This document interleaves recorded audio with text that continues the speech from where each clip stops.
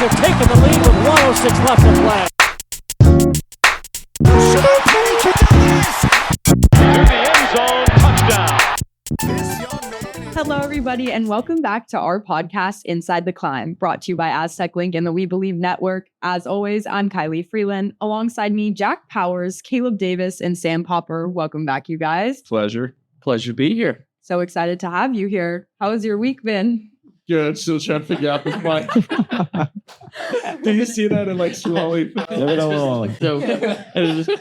tighten it a bit. I need to get like Coach Lewis, man. Except you know how to do it also.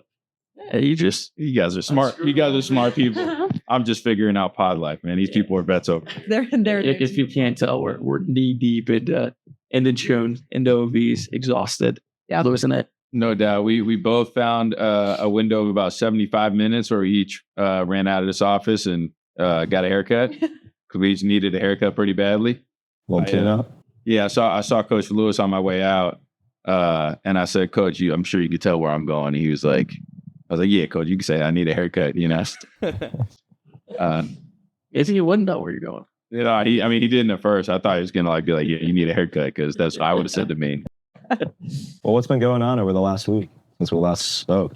Shoot, coming back from OV season is officially off and kicking. I know can't speak publicly on any of the kids we're recruiting, but it was a very successful weekend one. We had 14 kids officially visit as of yesterday, still working through some announcements, but had 12 of the 14, call Coach Lewis or tell Coach Lewis in person that they're going to be Aztecs. So working through all that. So it should be a lot of fun here for Aztec Nation here rolling up. And today we got 12 new ones coming in and just keep on rolling through the month of June. And then we had a big mega camp on Wednesday.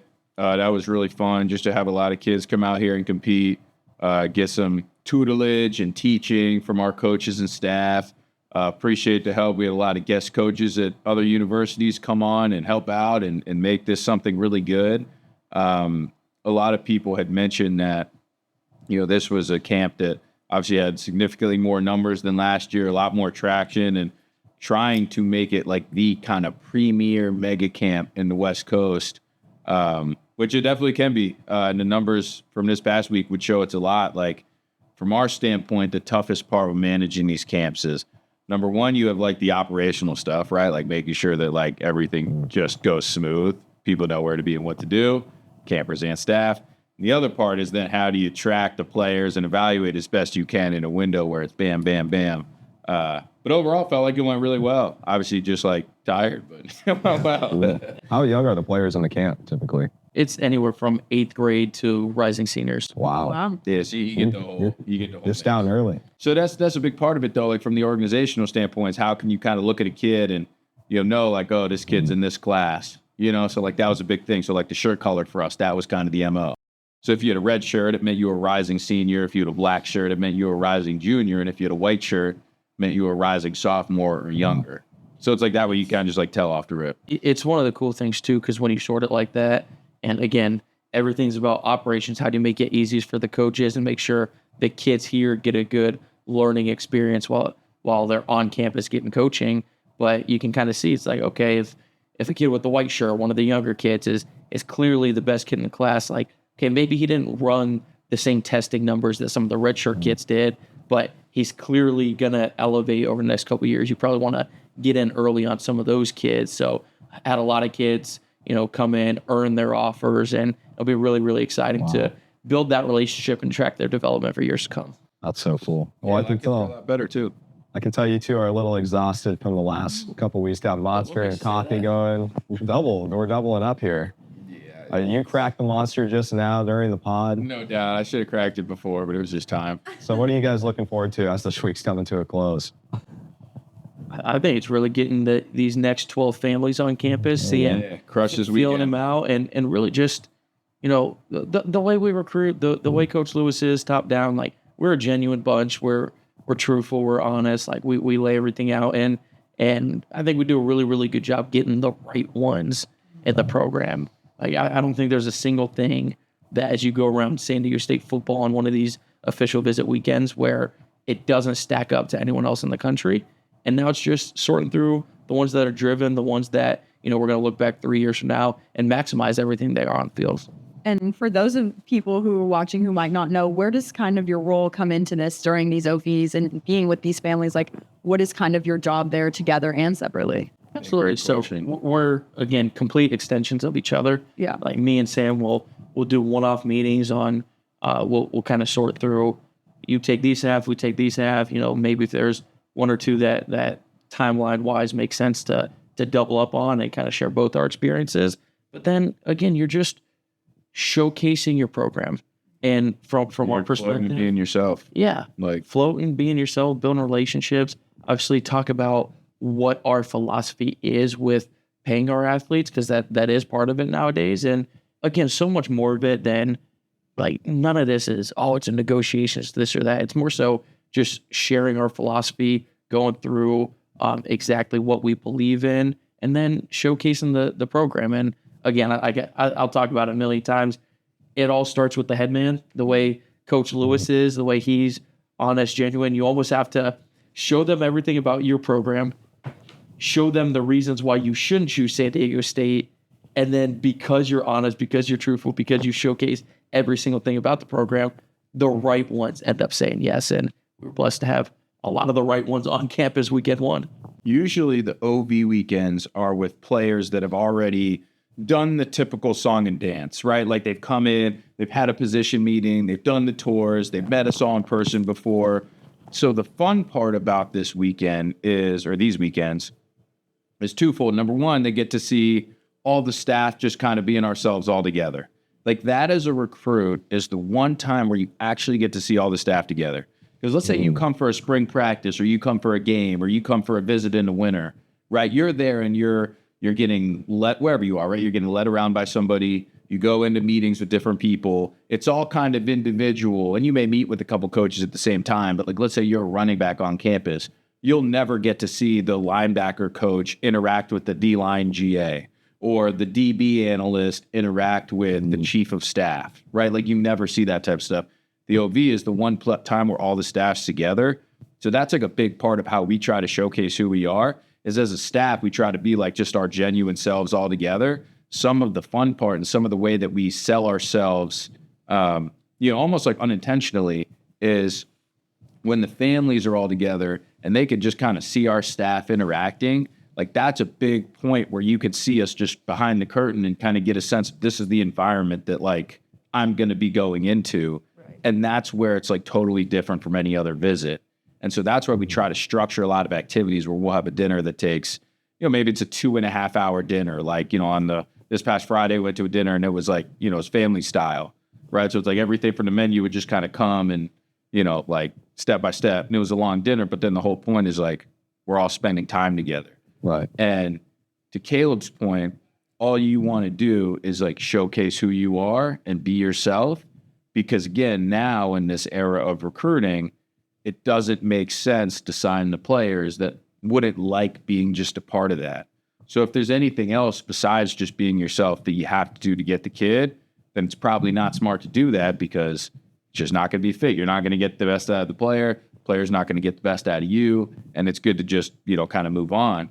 So much of those falls on the connection between the families that all come to campus. If, our linebackers coach is recruiting one family one way, and our safeties coach is recruiting one family another way, and our running back coach is recruiting one family another way, and the O-line coach, so on and so forth, then you're going to get a bunch of families that all are coming to visit for different reasons. And since we're all together, it like really doesn't work. So that's why also, to elaborate on Caleb's point, that's why like Coach Lewis matters so much. And that's why personnel departments matter so much. Like from a top-down structure that the head coach leads, like how you recruit as a program has to be incredibly consistent. And so then when we get into our meetings with those families, now we're talking about it more so from the standpoint of, hey, here's what you saw about how our program operates and everything throughout the course of the visit. Now, when we get into the NIL space and how we pay our athletes and revenue share, this is how all those concepts that you saw all matter here, and this is how we implement all those same things, so that this process is no different than any other process that you'd be a part of on the team, which again, we are a checkpoint in making sure that these families are the right ones. Because if they leave that GM meeting, like, yeah, I didn't like how they do it. From our perspective, we see that as, okay, good. That's somebody that recognizes probably isn't the spot for them. And I'm glad we know that now rather than when they're a sophomore on the team, you know? What would be your biggest piece of advice to an athlete looking to get recruited by a college right now? Just be yourself. So it almost goes both ways. Well, with both sides. We could have a whole pod on this. So Yeah. I think today's day and age, with how much social media there is about it, and there's so much training, these athletes are taught from the time they're 8 years old playing in all-star games, you're supposed to act a certain way. Yeah. There's a lot of kids that step foot on campus and they don't even know how to think for themselves or talk for themselves. Yeah, they feel like they have to say the right thing all the time when, like, that's not what it's about at all. No, and I say all the time, the right thing to say when you're sitting down with the head coach or you're sitting down with the general manager is just what you believe, who you are. Like, feels like a lot of kids, like, they just are afraid to believe in something. So I'm almost seeking kids that are convicted about something. If I vehemently disagree with what the kid is saying, I just want him to believe in something, because I think that translates to the field where, hey, it's the last play of the game. It's a 4th and 10. You need to convert. Well, there's probably a quarterback that's going to have to break out of the pocket and just improvise and make a play. I think that comes out on Saturdays. So what a lot of times players don't understand in the recruiting process, and I always try my best to kind of explain it, and the right ones get it, but they're few and far between. No matter where you go to play college football, from the high school level, you're going to learn a whole new way of operating that you're going to have to learn something new and adjust. So many families try to get in these visits trying to make it seem like, and they're genuinely trying, but like trying to prepare as if they're going to come in here and just roll. And no matter what school you're at, you're never going to do that. I would always rather the family that comes in saying, okay, I know I'm going to have to learn something different. Let me just get used to that idea so that when I get into a new spot, I'm ready for the changes that are coming. I'm ready to learn a new way. I'm going to listen and operate and adjust. I don't need to have everything ready day one because we don't play a game the second I get to campus, right? Like, I'm going to take a couple months and I'm just going to get better day by day, versus the kid who comes in and says, I'm doing all this stuff right now to be ready day one. Because then those kids are usually the ones that come in and have to, like, totally recalibrate and don't necessarily think they have to, if that makes sense. Yeah. Like, there is a good example of that is, like, imagine a high school offensive lineman. We say this all the time. Like, they think they're supposed to be 300 pounds to play in college. So they show up to campus 300 pounds, but they gained 20 pounds of fat. So rather than, oh, you're actually further away because now you have to take off the weight to then put on the good weight. Like, the kid would have been so much better if he just showed up at 270 pounds, just has to put on the weight. And wait, like, you think you're setting yourself up for success, but really you're just going to have to come here, relearn everything. Like, you'd rather them come in and just understand that they don't know what it is yet. So in that way, they're quicker to adjust and quicker to become coachable. Yeah, instead of learning how things are going to be at this program exactly, and this program being whatever school, learn how to learn and adjust to a new situation. Right. Because there, it's like, no matter where you go, no matter what the differences are, right, you're going to get there and just kind of figure it out. I think there's a bigger picture to that too. That's every job. That's every field. Like, if you go to every job thinking you know exactly what it's going to be day in and day out, it's obviously good to have a picture, not walking blind. But like, if you know exactly how it's going to be day in, day in, day out, you're never going to get it. You just have to be able to, like, operate in different situations sometimes. And sometimes if something unexpected happens, can you just roll with the punches? I was going to say, do you think that you see a lot in my generation, kids who aren't willing to kind of acclimate? Because I feel like that's kind of a thing that's happening just with people my age and younger. I don't know if it's COVID or what was happening, but a lot of people don't want change. I just think there's a lot of, as you guys can see on my board, I'm a big quotes person. And my favorite quote of all time is, comparison is the thief of joy. I think with social media, with how kids grow up, their entire lives, they're comparing themselves to what they think, whether it's social media or whether it's just outside pressures. Like, they're changing who they are to be who they think they're supposed to be. When, again, it all goes back. The person you're supposed to be is just who you are. If you live free in your skin, then you're going to end up being happier wherever you're at. That's why, like, when we talk about these recruits, we're not trying to convince them to come here. We're not like trying to pressure them. Like, we show them exactly who we are. And if it's a fit for you, let's do this thing. If it's not a fit for you, let me help you find your other Right. fit. Yeah. Like, that's not a bad thing. That's okay. Yeah. No, I couldn't have said it better. Like, I think players come here and kind of have nowadays, like, have kind of their own story written already. And so it's like, if that doesn't go to plan, there's no sort of like operate and adjust. Yep. Like, I would love to tell kids, no matter what situation you get into at whatever college, just make the best of it. Just make the best of it. Sometimes things happen that work. Sometimes things happen that don't, because it works in the positive too. Like, I've seen so many times where a freshman will come in, and usually for freshmen playing in college football, usually it's more of a depth chart thing than a freshman thing. Usually if you have a couple injuries, that position group's weak, usually a freshman's going to play. If a group is really steady and healthy and you have a lot of depth, usually freshmen won't play. Like that, there's so few freshmen that actually play because they're that good, they have to start. Most of the time it's something of that nature, and they work themselves in over the course of the season. Sometimes that happens, and now the freshman thinks they're rolling, and then they just kind of assume that that's going to be just like how it goes, and there's no sort of like learn and adjust second year, and then they kind of just are that player over the course of their entire career instead of playing as a freshman and then building on it over the course of their next couple of years of school. So it's like both the positives and negatives, you see the same concept. Well, you guys talked about before we did this pod, talking about GM structure. What is that when you say structure? Structure is a big word. It is. Because that could be day-to-day life. That could be the way you recruit. I'd like to say, like, and Pop, you can piggyback off, but we're complete extensions of each other. Right. You know, we probably spend 80% of the workday you sitting in here and us just picking each other's brains on different ways we want to do different things. So again, I always go back to just imagining NFL draft night when they zoom into the war room and you see 20 people in there all celebrating the same decision that the program made. That's essentially how I see it. Because right now, Bobby talk about all the time that the GM position has been pulled more and more away from the relationships with high school kids and their families and different things. That's something that, again, this is a relationships-driven business.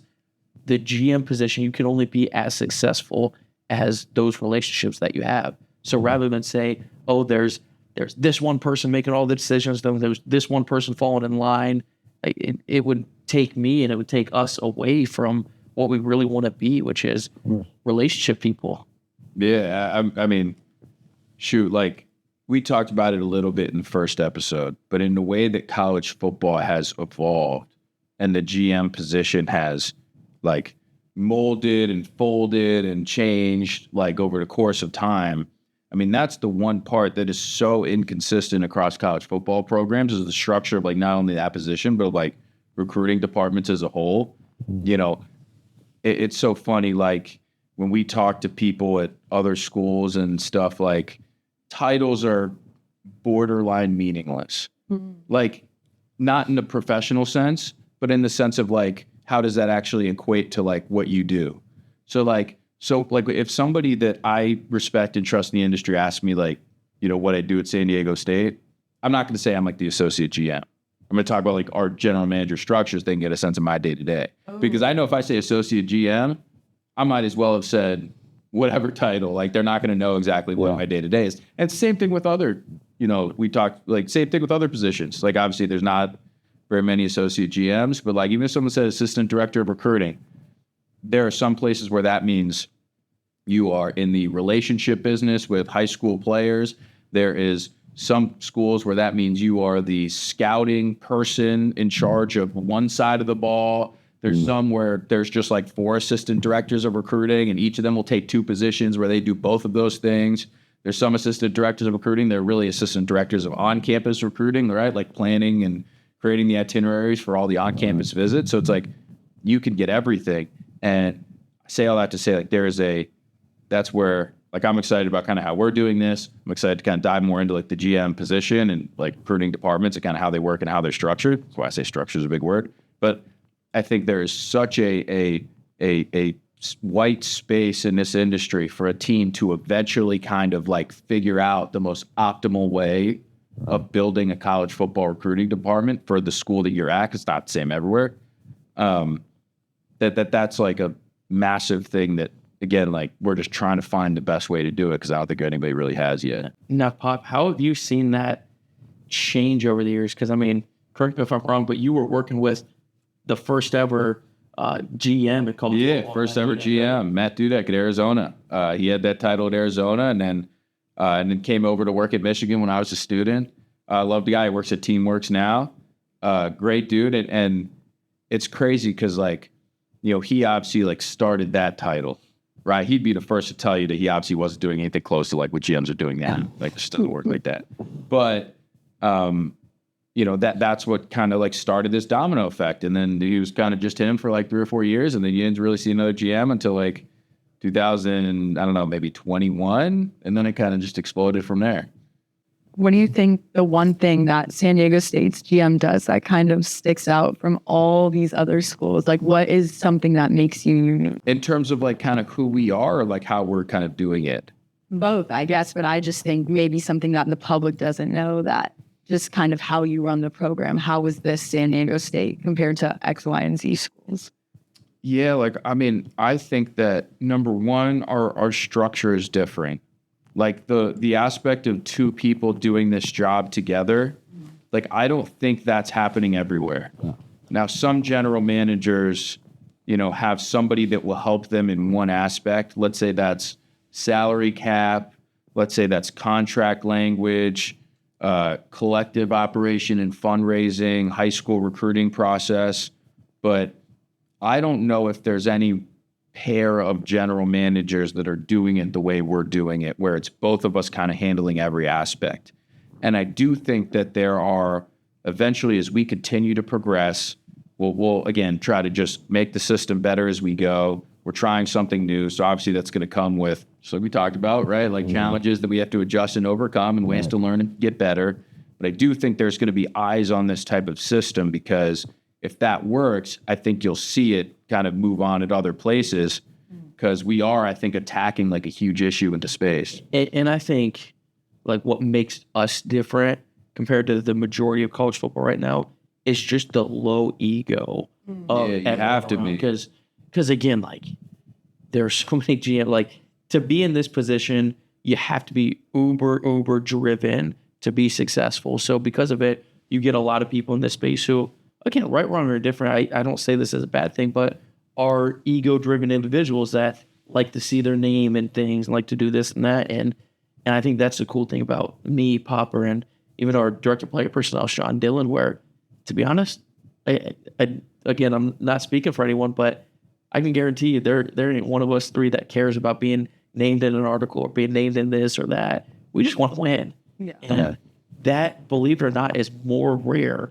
in college football than you would think, just because of how polarizing this sport is, how driven, how all of those things connect, that I think the fact that here you're able to get a collection of individuals that don't care who gets the credit, don't care any of this. At the end of the day, we're all in line with Sean Lewis's program, and we're going to make sure that gets into the right lights that it needs to be, as successful as it needs to be. But again, if there's something that I bring to the table that Coach Lewis says, no, I don't know, and Pop's got a new idea that he's like, well, what about this? We go with that. Heck yeah, like, let's freaking do this thing. And I know Pop's the same way. So that's the one key piece that I think is really, really unique, that not a lot of people share the same desire. I think for people coming into this industry, the one area where they really struggle, like right off the rip, when you're young and you're really good, is when you start to realize that you're just not going to win every battle, but you haven't like accepted that yet. Like, that's a huge part of this. You know, no matter how lockstep you are within the head coach, everybody has those players every year that you wish you signed and you just didn't for whatever reason.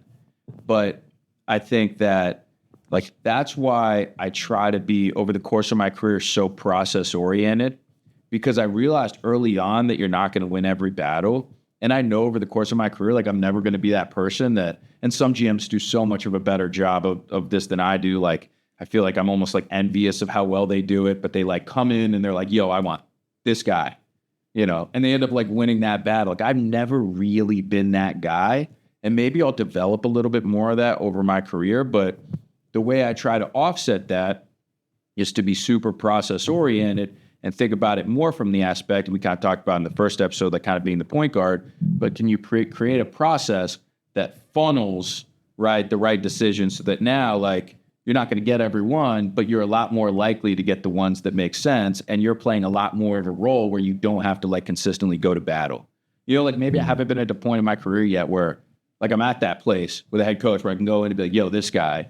But if I can create a system that like funnels the right decisions and creates enough checkpoints, now even without going to battle, you're more than likely going to get the right guy.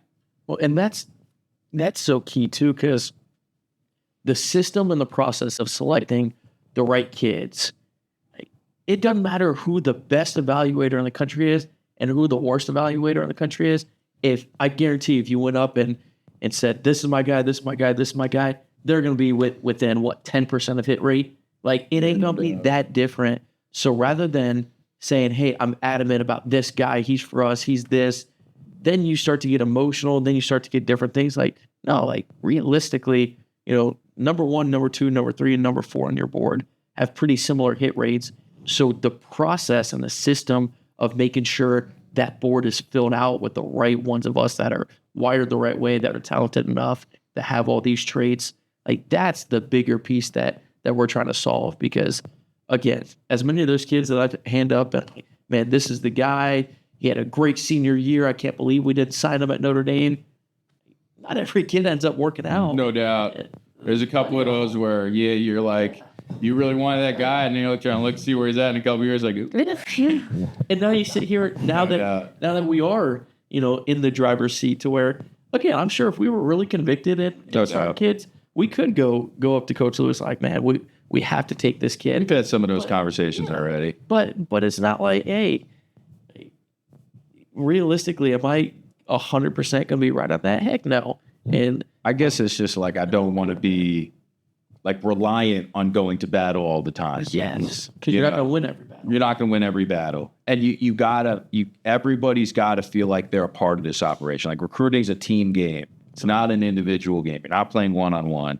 If your team's not working within a structure, go back to that word, that makes sense and that fits for the team that you have, no matter who you have, it's not going to work. So you have to make sure that everyone feels like they got some ownership and some skin in the game. That's another part of it too. In 2017-18, right? Like when Caleb and I were coming up, we talked about in the first episode how like we didn't know the GM position existed, right? Like, 'cause it didn't. Yeah. That GM role, when Matt Dudek had that, he was basically running the like recruiting department in Arizona. Okay. Let me like your fees. So we hear better from him. Let me try to call him, because he'll be able to talk about it, and then from there we can kind of talk about like how the GM position like actually came about. I love it. And let me see if he answers. He's living in Carolina right now, I think, North Carolina. All right, pull on with him. Yeah, no warning, off the rip. Before we get back to the show, we want to tell you all about the best way to stay connected with everything happening around San Diego State athletics and Aztec football. That's right. If you're enjoying the We Believe Players podcast, there's even more content waiting for you through the We Believe Network Substack. A subscription gives you access to every episode of the We Believe Players podcast, plus exclusive featured stories on current SDSU athletes and future Aztecs. You'll also get recruiting coverage all year long. We're talking high school player tracking, player performances, recruiting rankings, official visit updates, commitment news, and much more. If you want a deeper look into the players, the program, and the future of Aztec football, this is where you need to be. And the best part, it's just $6.99 per month, which is less than the cost of a drink on game day. Getting signed up is easy. Just click the link in the description of this episode or the link in our social media bios. Once you're there, hit the subscribe button and you'll instantly have access to all the content. Exclusive podcasts, player stories, recruiting intel, behind-the-scenes coverage, and year-round updates from around the Mesa. It's the easiest way to support the We Believe Network while staying connected to the athletes, coaches, and recruits shaping the future of SDSU athletics. Again, for just $6.99 a month, you'll never miss a story. Subscribe today through the link in the description or our bios. We'll see you on the We Believe Network, and right back to the show. Hey, bud. Dude, man, how we doing? I'm good. Quickly don't here with Juliana for softball right now. I love it. Dude, man, you are, if you have 5 minutes, I am currently recording a podcast right now, and we are talking about the history of the general manager position. You are live and on air. Tell myself what's up. Caleb Davis says hello. Hello, Caleb. And we were and I just happened to bring up the fact that I happened to work. I was fortunate enough, I should say, to work for the first GM in the history of college football. Okay. Yeah. Who, by the way, is also a handsome guy and very capable of the job. Nice. I wanted to ask you, like, when you were at Arizona and you had that title, did that actually change your day to day? Like, what ended up leading to that? Like, can you just talk about the story?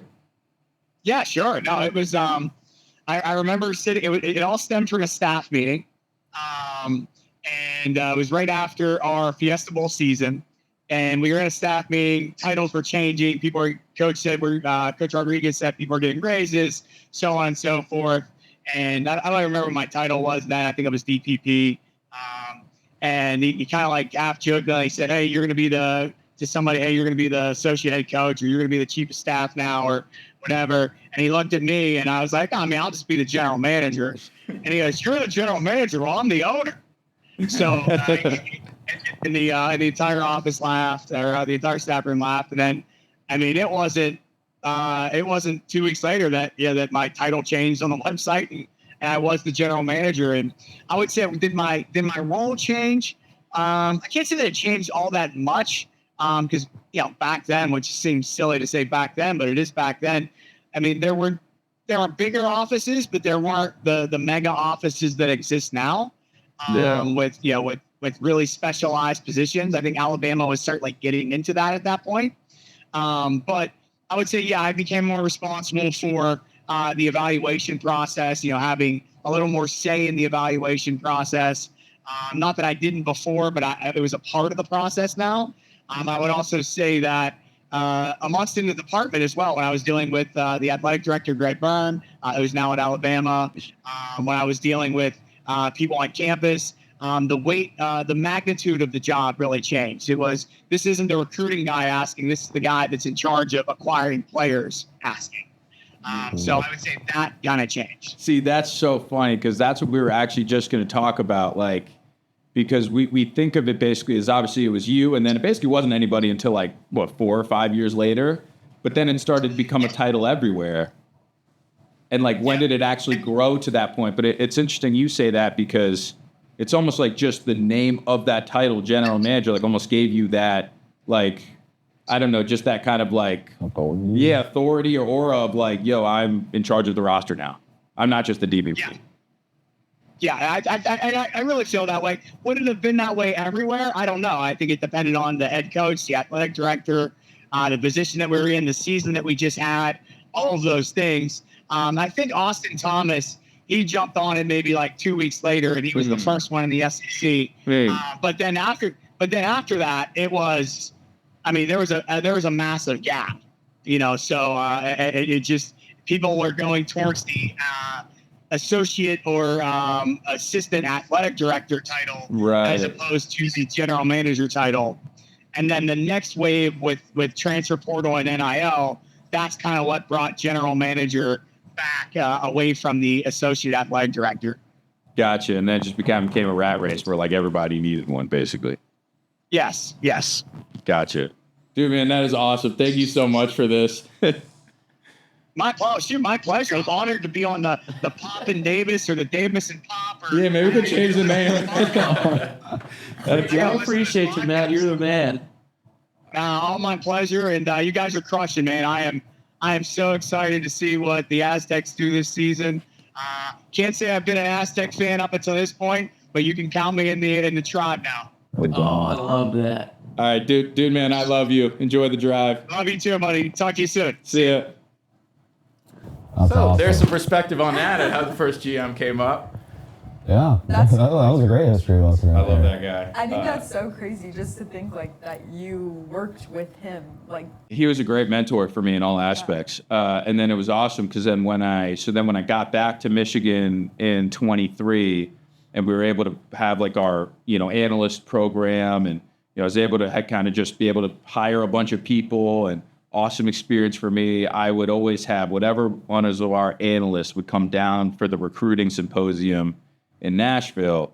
It was always a yearly tradition that they would all have to, like, we would fly back later on Sunday and we would all have lunch on Sunday with Dude Man, and he would kind of like give the guys, just some sort of like mentorship and help talk them through stuff. And anyway, yeah, so he's been great for me. Like, I love him and his family. So it's just a fun connections you have. Oh, yeah, that's cool. One of the things that I want to touch on that Dude Man said in in our, I don't know if you can call it a guest appearance or whatever. But one of the things he said that I thought was really interesting, which is something I wanted to kind of dive into, is when he talked about his kind of him being thought of now as someone who's less in charge of recruiting and more in charge of like just building the roster and adding players. Because to me, that's what created kind of the genesis for, I have no clue, by the way, if I use the right word, but basically what is that, like the start of the concept? Yeah. Okay, perfect. The genesis. Yeah, I knew There you go. vocabulary. Basically the genesis of like our structure and how we're doing things, but like basically all the way back then. So as that general manager shifts from recruiting to adding players to the roster, like in my mind, hearing Dude Man say that, like that's a big moment, because that's what causes now the split in, okay, well, so now that NIL comes into play in 2021. So what year did he take that role? He took that role, I think, in 2017. Okay. I think.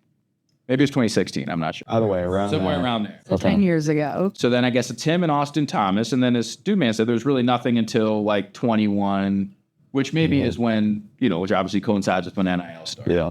Which that's the different part, because now that NIL starts, now you have basically this era for like 2 or 3 years where you have a ton of extra things that fall on the plate of talent acquisition, building a roster, that do not fall under the table of recruiting. Right. Like, we think of recruiting as basically the 3 pillars.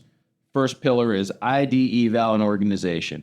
Where are you finding players? How do you go about evaluating them? And how do you organize all these names pre and post eval? Right? The second step is recruiting, communication, and following the progression. How do you communicate with these guys, gather info, and then following the progression of like their lives, both in football and out of football, to ensure that they are either a fit or they stay a fit, right? And then the third part is in-person closing. That's it. Yeah. They come here, spend time with us, we travel and we go see them, they come to a camp, and now we're closing the deal. All of that is different than NIL. Yeah. Right? Now, that's not just valuation of players. How do we structure our contracts? How do we add more financial means to our ability to close these players? How does our collective organize, operate, innovate, right? You name it, all that type of stuff. As that responsibility grew, schools were faced with a decision with whoever our general manager is.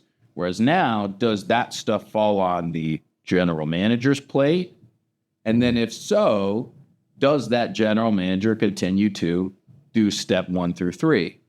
And schools attack that all in different ways. In my mind, that's really why you have a situation now where, again, Adam Brenneman goes to these guys and says, what's your day-to-day? Because he wants to know, hey, you general manager, you came up as the director of player personnel at this school in 2015. You did a great job. Do you still do that stuff here? Right? Or are you one of these general managers that you have a really good director of player personnel? You're now kind of at the top. You just take the players that have already gone through step 1 and step 2 and step 3, and now you're just working to close, right? Or are you a general manager that you brought in somebody, like at my old place at Michigan, right? Like they have Dave Poloquin, the GM, who I really enjoyed working with Dave for a very short time to work together. He's awesome. Nothing but great things to say. So he brings in a couple people that I've never met, right? From the Giants and Patriots. And from my understanding, their day-to-days are, scouting, like evaluation-wise, helping him out, and contract language. So it sounds like Dave's in a position, obviously I don't know this, I'm speaking from the outside, like genuinely, right? Where Dave seems like he would probably have more role in the day-to-day recruiting process because he has two people there to help him with some of the GM side from a valuation standpoint and from like a contract language collective operation standpoint. I never thought about the contract side. Right. So like, and then in my perspective, if he didn't have those two people and you asked me from the outside, how involved is he? My guess is he would not be as involved in recruiting because if he doesn't have two people next to him to do that, right, then he probably has to do it, which takes a lot more of his time. So that's where kind of tying back to our position, that's where it's like if you don't have those people within your football staff, which very, very few programs do, that's where now you have to figure out, okay, how connected is the general manager actually going to be in the recruiting process? And obviously here, with the means that we had, and obviously from Caleb's perspective, only being able to bring in one person in instead of obviously multiple people to handle that stuff, that was our way of trying to get around basically that kind of issue, which sounds like from talking to Dudek, like it started way back in 2017, 16. So it was really Wow. It ties back into ours pretty well, I think. And I think that kind of shapes and shows like. Absolutely. And you kind of hit on it a little bit too, to where, you know, there's the ID process, which both high school and college, and then now there's, again, the contract structure, all that stuff within paying athletes, but then there's also the fundraising component. So, you know, it's funny, before I got here, you know, you got Coach Lewis, who's got a hand in all of that, and it's impossible for a head coach to do all of that. So you kind of make it how you see fit within the program you're working for. So for us, like we spent a lot of time out in the community. Yeah, some of it's fundraising, but some of it's too, like, we're not from here. We're not from the West Coast. Like, I want to pick people's brains and figure out, like, what do they think the key to San Diego State football can really be, and how can we elevate this thing? And again, that's something to where, like, it, in my experience, if you're at a Notre Dame, like, do you need to spend as much time fundraising? Probably not, because that department's so developed. They've been doing it for 100 years. With people upon people upon people to do that. So no matter where you're at, you're going to kind of attack it differently. And that's something that, again, my favorite part about my job is the fact that we get to do it all. We get to, you know, assist with the high school recruiting process and stay in tune there. We get, you know, Coach Lewis gives us ownership to ensure contract negotiations and the language and everything is top of the conference. And then at the same time, we get to go out in the community, whether that's trying to help sell season tickets or whether that's helping fundraise to ensure that our rev share is competitive, not just competitive, but leading the new Pac-12. Like, we get to do so many different things that, again, unless we were sitting here and had the jobs we do, like, we wouldn't know how to put together a proposal for a donor. No doubt. Making an ask. So we're blessed in the spot we're at. It's also part of the reason why, you know, having Popper by my side to be able to help us execute all these different things is so paramount to everything we do. And again, I'm just excited to see how it elevates and really see what it looks like 2 to 3 years from now, because I think that's when we'll be fully hitting our stride. I think we're going to look back and say, holy cow, I didn't realize San Diego State athletics had that possibility, had that capability. 100%. Shoot, and the one thing I wanted to touch on that you mentioned with Coach Lewis is, so often from this position, it can be one of the most difficult parts in like operating with a head coach, and I would say like with coaches in general, is when it gets into stuff like, for example, like the negotiations, like on kind of the NIL piece and the structure side of it. Sometimes the coaches can make that really hard on personnel by the way they operate if they are, how do I say this? If they are so hell-bent on getting a player to where now the pressure becomes on this office to like make that work no matter what, to the point where now you're breaking the structure with other players. Because the whole point of what we operate on is transparency. And if Coach Lewis comes into this office and says, hey, no matter what, we have to go get this guy. Or if he goes into a staff meeting and says, we didn't get this guy because of Caleb, the GM, right? Now that gives Caleb a ton of pressure, because if we don't get the next guy for the same reason, right? Like, it's on him. And that's how mistakes are made. Bingo. In this process, when you're emotional, when you do that. And that's where, again, we're blessed. Coach Lewis gets it. Exactly. Like, He lets us take care of that part of it because he trusts that, again, just like any job, you're the CEO of a business. Your job is to hire a person for a job that you think is the best and let them do that job. Yep. And when you see fit, you say something. Well, we have different contract structures and all that stuff that we've done over the last couple months that we go into coach's office. We say, I love what Caleb says. He goes, Coach, pick it apart. Like, I love that because he just says what he thinks. It's a great way to get feedback. He does. And we go back. So it's definitely some collaboration. But once we get into those meetings with the recruits when they come in on these weekends and we individually split it up, he lets us take that. And he doesn't ask anything about, this, that, the other in terms of the actual numbers. He just knows the structure and he'll be like, how'd it go? How'd they take it? And that's it. And that is an awesome trait that is so rare. That's why he's great at his job. Rare. And there's a sense of, again, we're already on the same page. He understands the philosophies and everything that we're doing are so deeply rooted into what he does as the leader of this program that, again, if something doesn't go right and something doesn't go well and he sits us and asks what happened, he knows, okay, it's not something with our structure that's wrong. It's not something with our process. I sat there I've heard exactly what they're gonna pitch. So we're able to kind of say, hey, maybe that kid and maybe that family wasn't right for us. That's okay. Even if he was number one on the board, we'll get the number 2 one because he's a better fit. Right. Again, it's basketball, right? Sometimes you just miss the shot. The way I define the recruiting process to interns and analysts and stuff is we kind of teach them how to do it is, as far as the close, step 1, step 2, and step 3, they help with the close. The same way that in basketball, you can drop some play to get an open shot. At the end of the day, recruiting's still recruiting, and you have to make the shot. And sometimes, right, that old, I don't know, you a Trailblazers guy? You remember that when Dame Lillard, he has 25 seconds. It's my biggest pet peeve, but he literally just sat on the logo and, checked his watch and literally waited for the deal to say one, just heaves it up and it goes in. On Paul George? Yeah, Paul George was on the Thunder, right?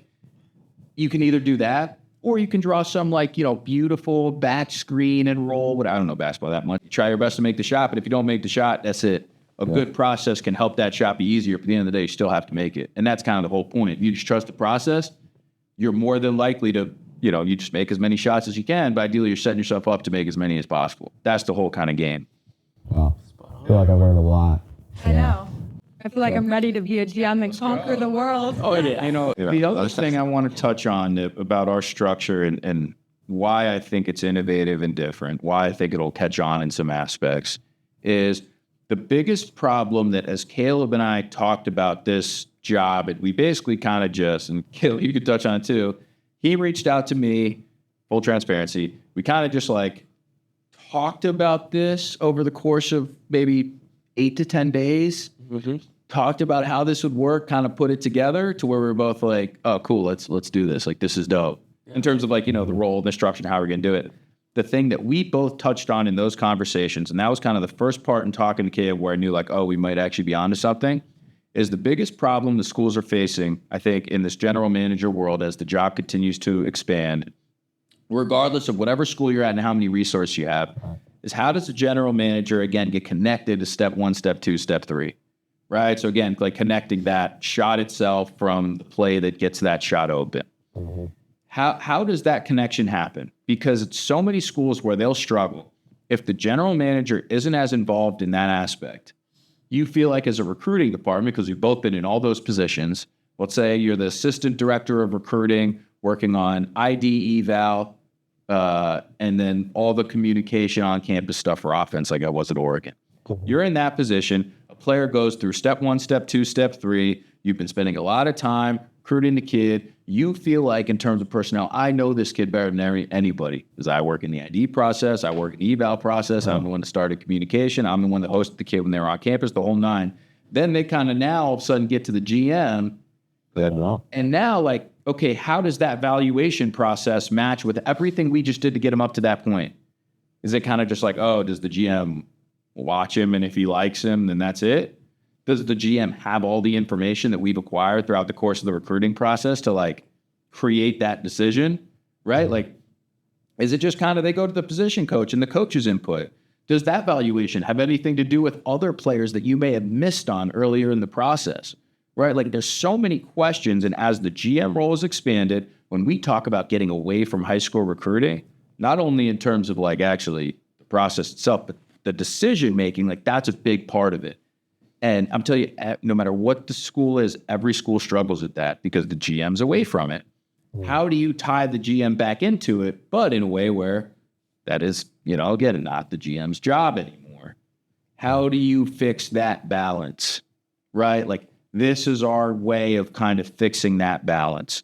There are times where Caleb is knee deep in it from a high school side of things with Dilly and the great crew that we have, and I'm handling something else. There's times where that's flipped, right? Like it's kind of random, but the fact that both of us can attack the GM job, now we both kind of have some skin in the game from a day-to-day aspect in the high school recruiting side, which is also great because if it was just one of us assigned to it, you only get one perspective.